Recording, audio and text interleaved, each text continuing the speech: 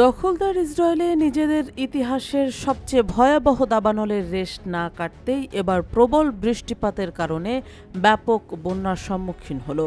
রোববার ৪ মে ২০২৫ তারিখে ইলাদ শহর সহ আশপাশের মরুভূমি এলাকায় অস্বাভাবিক পরিমাণ বৃষ্টিপাত হয়েছে।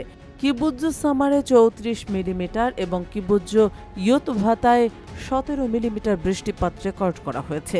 এই বৃষ্টিপাতের ফলে আকস্মিক বন্যা সৃষ্টি হয়েছে, যার কারণে ইসরায়েলি কর্তৃপক্ষ দেশের দুটি দীর্ঘতম মহাসড়ক হাইওয়ে ১৯ ও হাইওয়ে ৪০ বিভিন্ন অংশে বন্ধ করে দিয়েছে। হাইওয়ে ৯০, যা ইসরায়েলের উত্তর সীমান্ত থেকে দক্ষিণের ইলাদ পর্যন্ত বিস্তৃত, সামার মেনুচা জংশন এবং কিবুৎজ কেতুরার কাছাকাছি অংশে বন্ধ করা হয়েছে। হাইওয়ে ৪০, যা কফর সাবা থেকে বেয়ার শেভা পর্যন্ত বিস্তৃত, মির্জাপের আমন থেকে সিহর জংশন পর্যন্ত বন্ধ রয়েছে। ইলাদ শহরের প্রধান প্রবেশ পথ সহ রুট ১২, ৪০, ৯০ এবং ২০৪-এ যানবাহন চলাচল বন্ধ করে দেওয়া হয়েছে। পুলিশ জনগণকে বন্যা কবলিত এলাকায় না যাওয়ার আহ্বান জানিয়েছেন এবং সতর্ক করেছেন যে প্লাবিত রাস্তা, ঝর্ণা বা জলাশয়ের কাছে যাওয়া বা পার হওয়া জীবনহানির ঝুঁকি তৈরি করতে পারে। দিমোনা শহরে প্রবল বজ্রপাত এবং শিলাবৃষ্টির কারণে পরিস্থিতি আরও জটিল হয়েছে।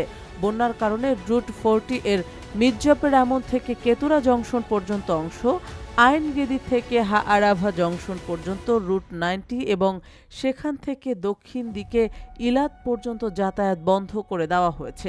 এছাড়া ২০৪ নম্বর রুটে অবস্থিত হালুকিম জংশনটি মির্জাপের আমনের দিকে বন্ধ রয়েছে।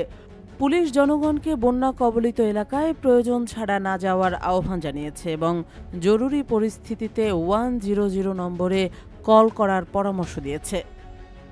এছাড়া সর্বশেষ তথ্যের জন্য পুলিশ হটলাইন ১০১ অথবা পুলিশ চ্যাটবটের মাধ্যমে আপডেট নেওয়ার অনুরোধ জানানো হয়েছে।